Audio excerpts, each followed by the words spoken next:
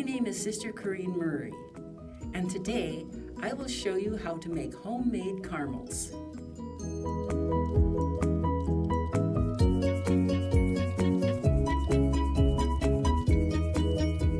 To start, you may need to pick up a few things.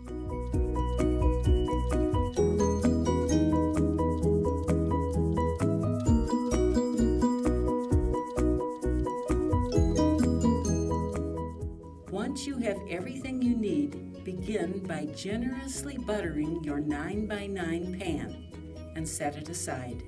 Then, taking your heavy saucepan or frying pan, melt the remaining butter and margarine over low heat.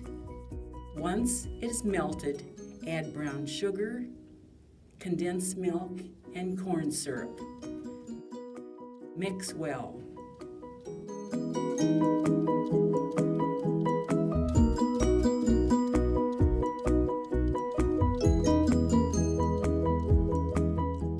Cook over medium heat so that there is a rolling boil over the entire mixture.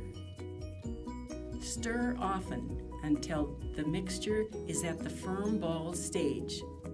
You can tell it is at this stage when it reaches 248 degrees. This may take 25 to 30 minutes.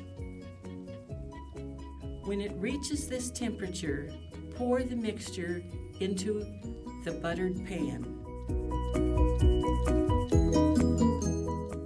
Let the caramels cool about 5 hours or overnight.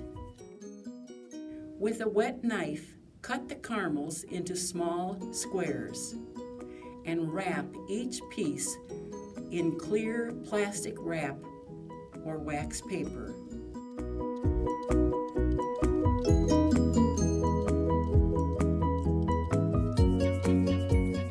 Store your caramels in the refrigerator so that they don't become granulated. These tasty treats will keep in the refrigerator for weeks. Small actions have a big impact. We long to grow closer to God, but what exactly can we do to get there?